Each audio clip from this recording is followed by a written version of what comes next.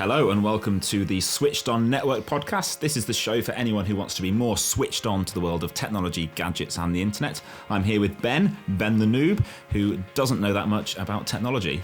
Yeah, but I'm getting better every week, but there's a lot still to learn. Yep, he's getting better all the time. And are you feeling more switched on as the weeks go by? The podcast is working. Excellent. For me, anyway. I'm switching you on. You are, yeah. So in this episode, we're going to be talking about online scams, the Harmless and the Catastrophic, and how we can avoid falling victim to them. Listen, watch, and get switched on to the latest technology trends and gadgets with switchedonnetwork.com. So this kind of leads on from last week, doesn't it? It does, In terms yeah. of we were talking about kind of Cambridge Analytica, how scams, I suppose, have been used to influence the world of politics. Yeah. But it made you start thinking about lots of other ways that we've all been scammed. Yeah, and we see scams all the time, especially on social media, where people, are maybe a bit too trusting sometimes and take things as read. And stuff that is written which is completely not true. This cropped up again in the last couple of weeks on my Facebook feed. My dad and a few of my other friends on Facebook fell for this seemingly timeless scam which keeps cropping up again and again, and it's where people copy and paste into their Facebook status. Don't forget, tomorrow starts the new Facebook rule where they can use your photos. Don't forget, deadline today! Exclamation mark, exclamation mark, exclamation mark. And it goes on and on. I'm not going to read the whole thing out. And they've put various things in it, like, Channel 13 News talks about the change in Facebook's privacy policy, and then you have to post this. I do not give Facebook or any entities associated with Facebook permission to use my pictures, blah, blah, blah. And every time I see this, I think, come on, let's not fall for these scams. We need to collectively educate ourselves so that these scammers don't win. I mean, that's obviously a scam, but it's not really a harmless one. I mean, whenever I see stuff like that, repost this, otherwise what's the point? Why do people do it? I think is it just to kind of go, I've got nothing to do, I'm going to put something on Facebook and see how far it goes? These harmless ones, seemingly harmless, are basically just a bit of mischief on the part of people. Oh, well, let's see how many gullible people we can get to fall for this. I mean, the things that should stick out are the fact that it's very badly written, it's full of spelling and grammar errors, and it's very arbitrary. Today is the deadline. Yeah. It doesn't mention the date anywhere. And of course, if you were wanting to create a bit of mischief and a scam, that's one of the things you do. You don't put a time limit on it. This has been going on for years. Today has been the day for many years. It mentions court cases and litigation, to try and scare people. And one day you're happily just using Facebook, posting photos of your holiday, and then suddenly you're landing in court, and it's all a bit far-fetched, really. But this has been going on for years. Like, do you remember when you used to get them on email? You've got to send this on to 10 people, otherwise... Yes, yeah. Like, oh my God, I'm going to die. Otherwise this will happen. Send an email on? Yeah. It's these things where I think most people would immediately recognise this as a scam, but this sort of thing isn't the end of the world if people fall for this, but I think it's symptomatic of a society where perhaps we aren't quite on the lookout as much as we really should be for these scams. And if we can get good at identifying these scams that are sort of harmless, then we'll get better at identifying the really harmful scams, because by these scams not being recognised, that actually is creating harm, because it's contributing to the sort of lack of awareness overall of online scams and how to avoid them. So I think it's an important thing that we get used to this. And posting a random status on your Facebook profile has no legal effect whatsoever, because your legal relationship with Facebook or whatever party you're sort of contracting with, even if it's a contract where there's no money changing hands, is governed by the terms and conditions and the privacy policy. You can't override that by posting on your status. I can see why kind of psychologically people do it, though, because it's kind of like, I am publishing this, I am making this statement in a public forum, therefore this must stand. But obviously it doesn't. Yeah. I think people also get concerned by the fact that, I mean, we touched on this last week, didn't we? The terms and conditions, where it's written in legal speak, and you don't really necessarily understand it. And you by uploading your photos to Facebook, to use that example, you're giving Facebook permission to use them. And you might think, well, I don't want Facebook to use my photos. Why would Facebook want to use my photos? And I think what comes into people's mind then is that maybe Facebook, in the next Facebook ad on TV, your photo of your child blowing out their birthday candles is going to be on there. when really, if you take a step back and think, to use your content, Yeah. what does that really mean? Well, if you post something to Facebook, it's then on their platform and sort of, in a way, becomes part of the Facebook website. Yeah. You've posted that photo because you want your friends and family to see it. And in order for them to see it, Facebook has to show it to them. Yeah. And by showing it to them, Facebook is using it. Yeah, so it's got to ask you. Yeah. So you're giving Facebook permission to use your photo and show it to the people Yeah. you've asked it to show to, which just comes back to the whole legalese, terms and conditions. It's not really written in a way that most people, me included, will really understand absolutely everything that it's written in. Yeah. Okay, so you say that these ones are kind of seemingly harmless. Yeah. What have you got? Any examples of kind of more harmful scams? So going up to the next level of slightly harmful scams is where we see quite a lot people sharing competitions. With prizes that really sound too good to be true. And, it might be from British Airways UK offering a free, all expenses paid holiday to some far-flung luxurious destination in a 5-star all-inclusive hotel. And you think, oh, great, all you have to do is share that to win the competition. I mean, Facebook have actually changed the rules recently, so you're not allowed to have sharing a post as a way of entering, which is quite a good thing. I didn't realise that. Yeah. To stop people's news feeds being full of people sharing competitions and stuff all the time.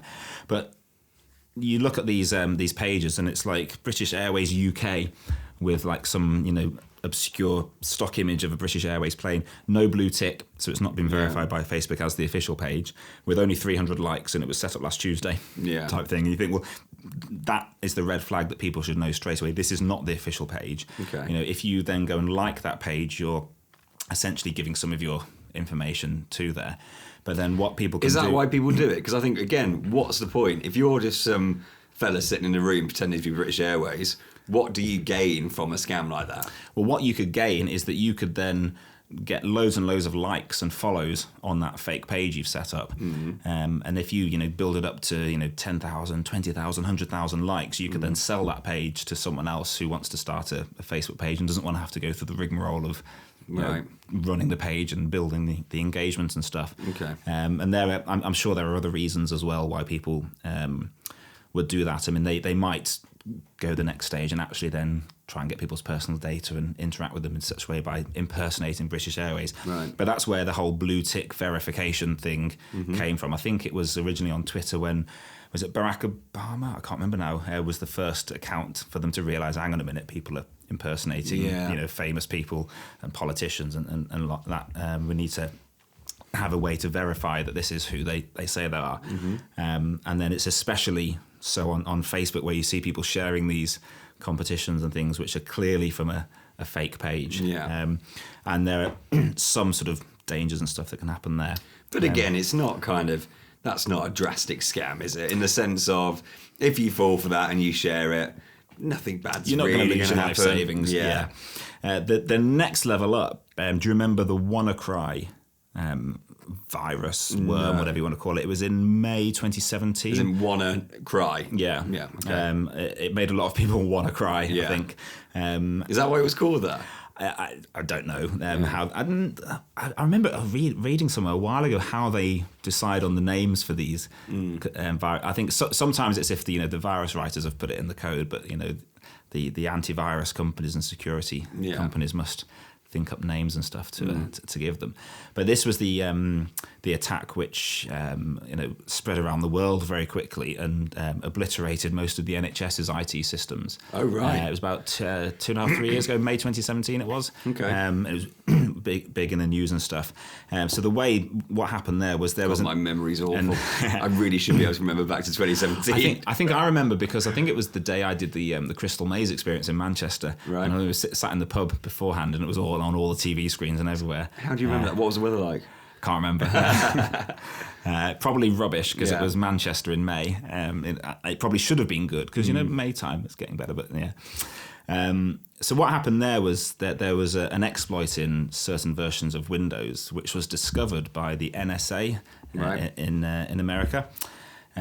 Rather than report their findings to Microsoft, they decided to use that for their benefit as part of their sort of digital online weaponry arsenal. Right. But it got stolen by a group calling themselves the Shadow Brokers. Okay. A few months before the attack. So that's a great example of how governments creating backdoors or cyber weapons can be dangerous because it can fall into the wrong hands. Yeah. There's the whole argument about whether the government should have a secret backdoor into messaging programs like WhatsApp so that they can, infiltrate terrorist cells discussing and planning attacks. And that was recent, wasn't it, in terms of the encryption of WhatsApp? It crops up frequently. Yeah.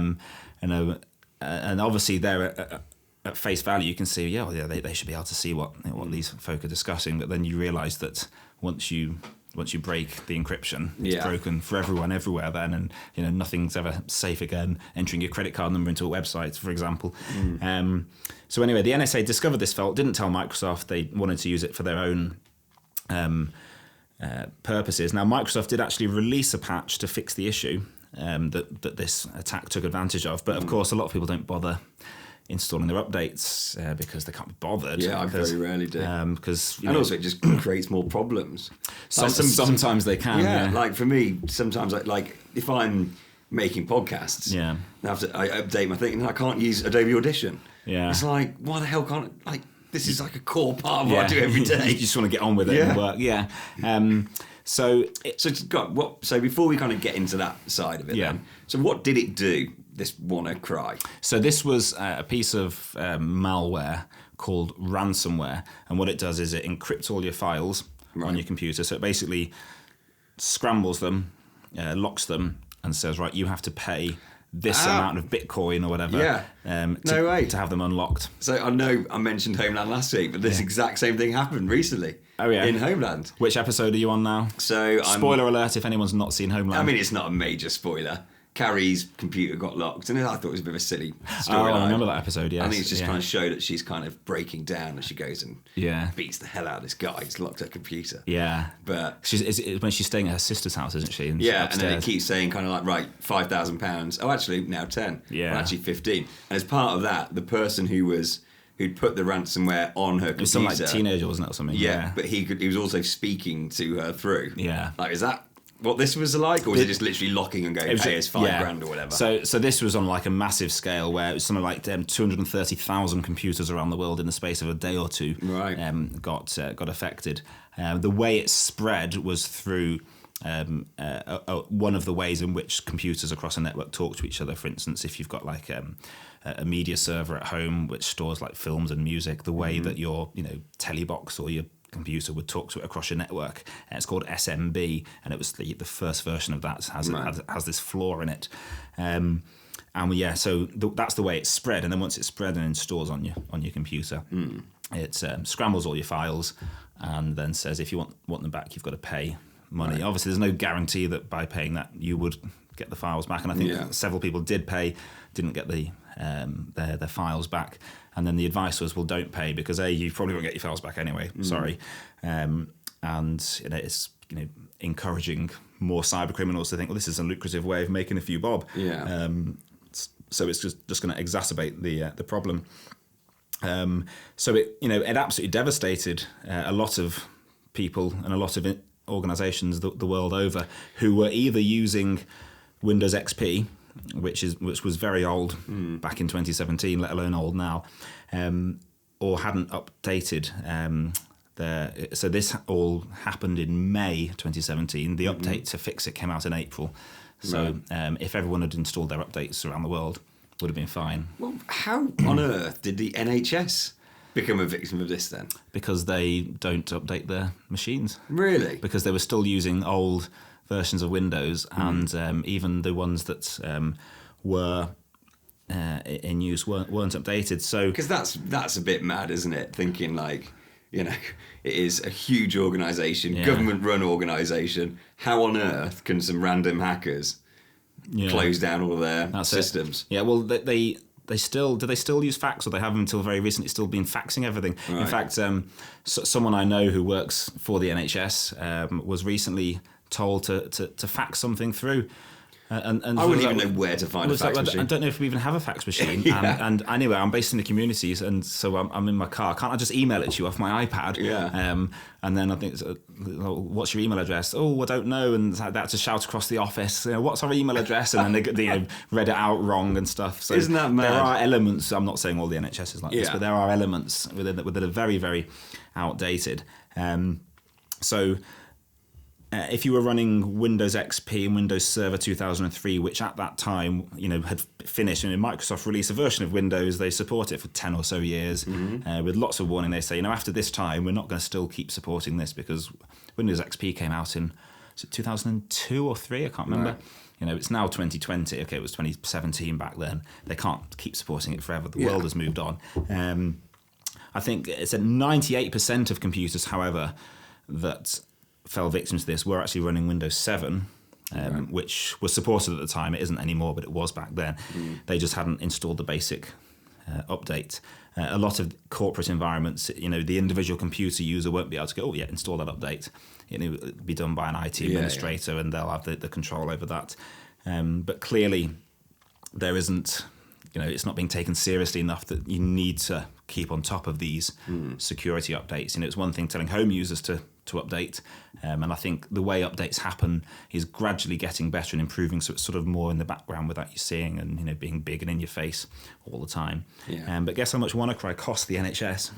I dread to think. £92 million. Wow. Apparently. Wow. And how? So you said that it was spread because of the way that computers talk to each other. Did the user have to do something? So because I worked for a big corporate radio group. Yeah. Biggest media company in Europe, and they are therefore a bit of a target. So we used to get the kind of anti-phishing emails from head office saying, "Watch out for this," and if you think this link is, send it to phishing at. Did somebody have to actually do something with this? Like, did you have to click on something, open something, download something? With this one, no. With just literally appeared. Yeah. So if your computer is a sitting duck, then it can be controlled and attacked in this way. So all the advice about be careful, don't click on links you don't understand, don't fall for things that are obviously a scam, wouldn't have helped you in this scenario. The thing that would have helped you was update and patch. At this stage, even an up-to-date antivirus software probably wouldn't have helped you that much because it was a brand new virus, and it's cat and mouse in terms of that. But the very fault that it exploited had been fixed at that point, and if everyone around the world. So presumably at some point there was a non-NHS computer somewhere, which was the computer that infected the first NHS computer, and it went from there. So if that one had been updated, then the NHS ones would have been okay. But if the NHS ones had been updated, they would have been okay as well. So, do you run antivirus on yours, by the way? Antivirus software? I do, yeah. Because you use Windows, don't you? Yeah. This one here is a Chromebook, but I use Windows on my other ones. Right. Yeah, it just runs in the background. Right. Never have to think about it. Because I don't on here, but I think that's because Macs. Is it right? Is that a myth that Macs have got inbuilt? It's an absolute myth. Myth that they're not vulnerable. So.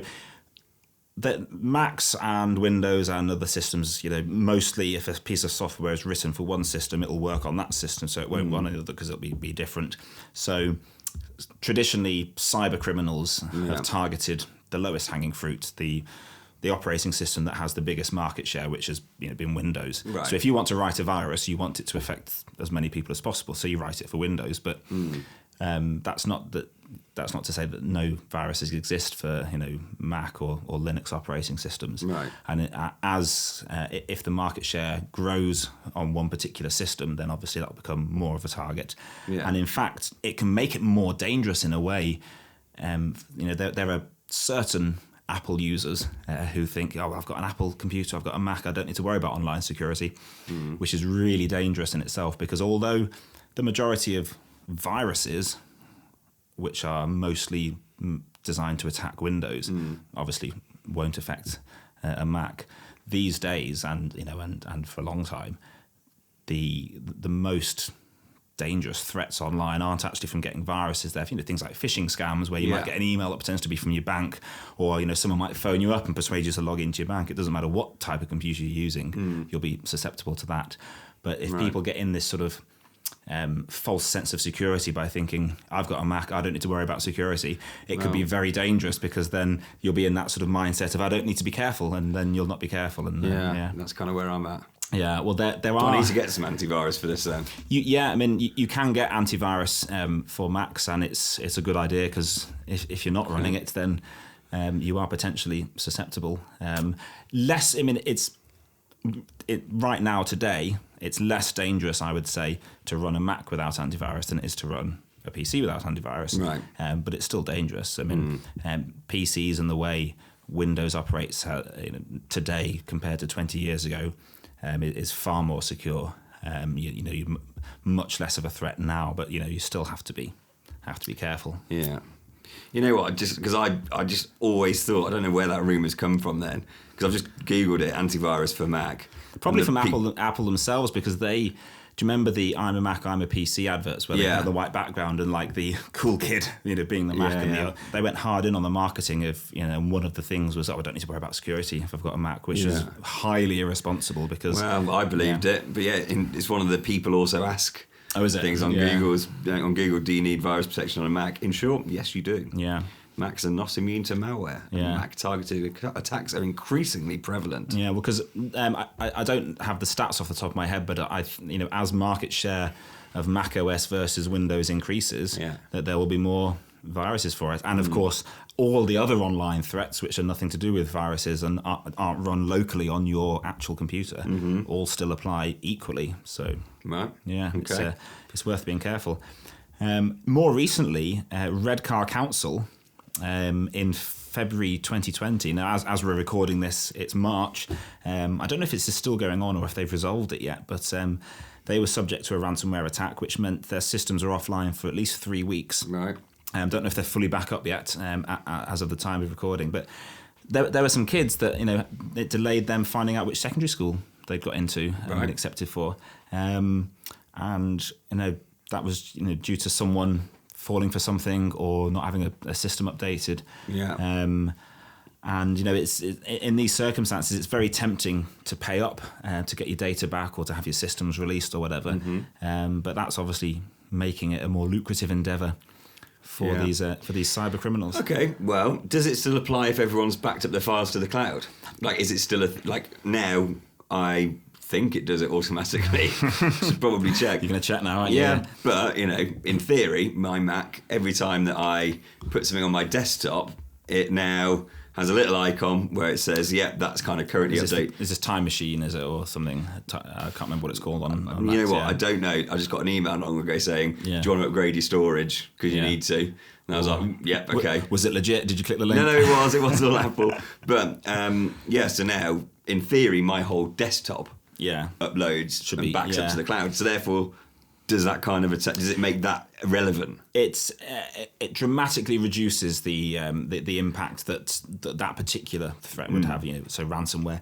Microsoft for their OneDrive service, which is sort of baked into Windows, which is a little bit like Dropbox, but specifically for Windows. That's one of their selling points that they've obviously capitalized on the threat, and that we can use this to sell more OneDrive subscriptions. So if you store everything within your OneDrive, obviously, if your computer gets locked, it's all still backed up there. So backing it up somewhere, on the cloud or to another hard drive, is a very good idea, and something that does it automatically, so it actually does get done, is even better. You have to be careful that your login details for these services aren't also going to be captured by any virus, because then criminals, if they wanted to and were really vindictive, I suppose they could go in and then delete your online backup of it.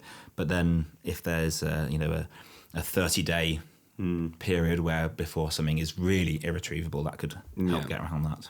Okay. Yeah.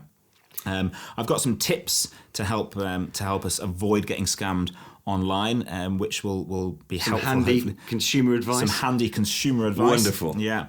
Before I go through that, I just want to give a very quick shout out to this episode's sponsor, which is Skillshare.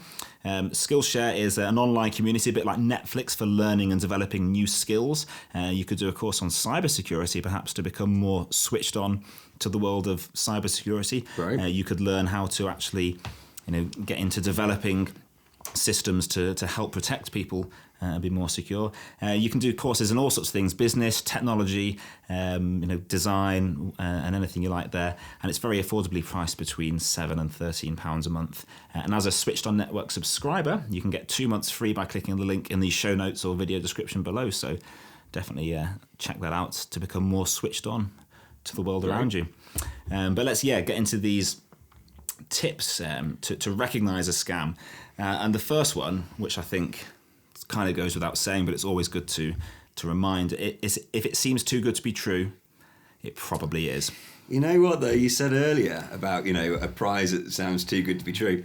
I come from the radio industry, and honestly, the prize, because that was one of the first things that we'd always, whenever we got a client and he wanted to do a competition, we'd say to them, right, well, the prize has got to be good, amazing. Yeah. I know there's one radio network at the moment giving one listener £1 million.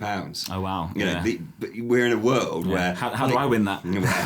Well, Holly and Phil, on This Morning, give away Stu. You see at the end of most ITV programmes, enter this. And on Channel 5, the Gadget Show competition. That's, you literally, I suppose we're in a world where we are surrounded. Not many people will win these prizes, but someone tends to. Yeah.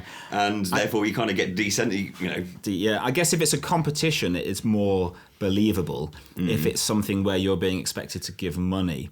Like I've had a couple of phone calls over the last few months where I've been congratulated that I've won a holiday. Yeah. Okay, thanks.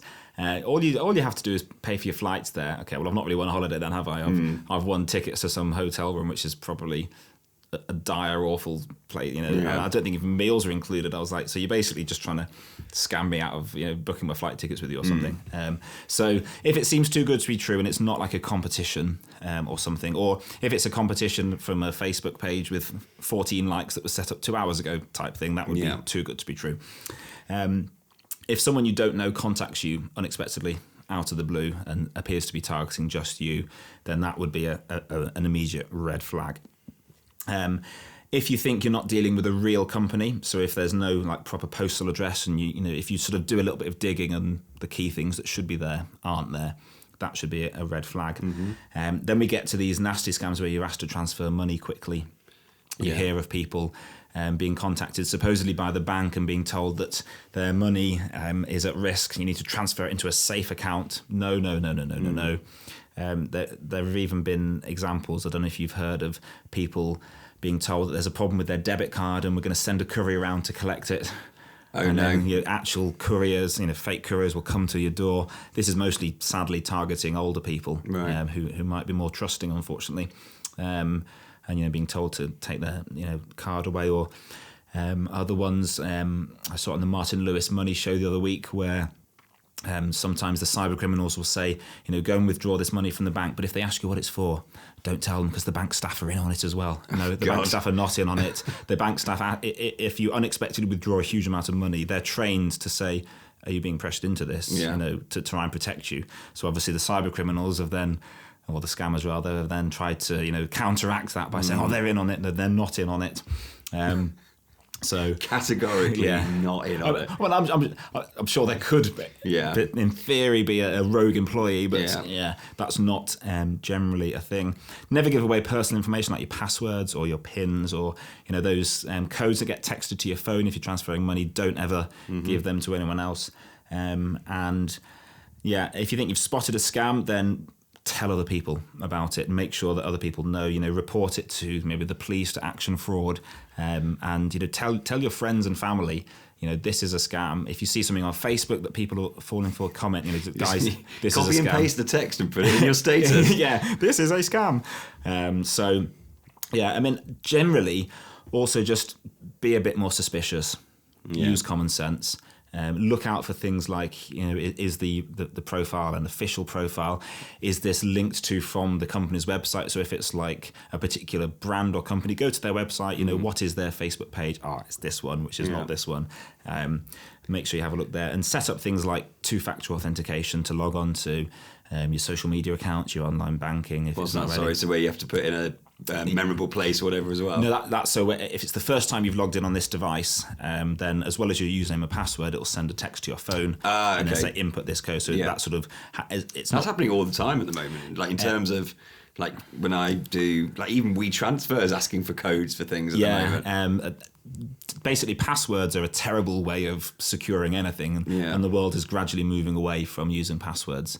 And one way that passwords can be made a little bit more secure is by requiring a code to go along with it as well. So if someone happened to get my password, well, they've not got my phone in their hand. So the second factor is something I have. The first factor is something I know, my password. And then the second factor is something I have. Got you.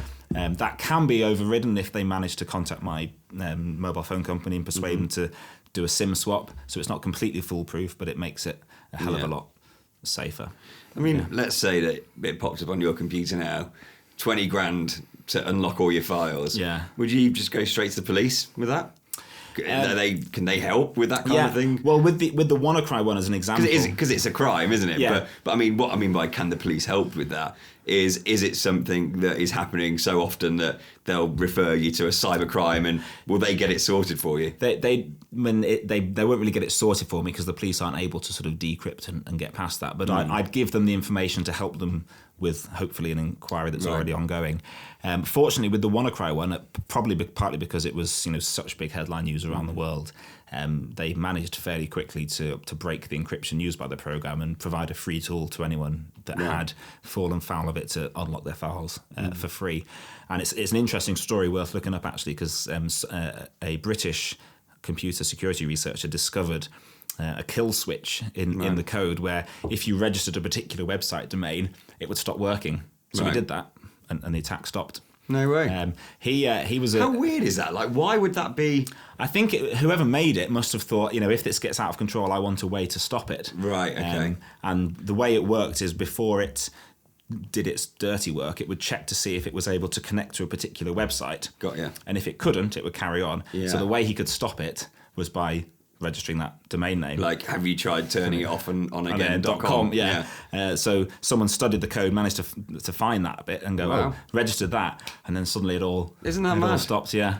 Obviously, they then retaliated by creating a modified version and trying to get that out. But by that time, people had started patching, and it was sort of more or less over. But that's quite an interesting. It is interesting. Yeah. I suppose there's always going to be people who try to do it. Definitely, yeah. It's not going to go away. It's cat and mouse between the criminals that want to get money out of us.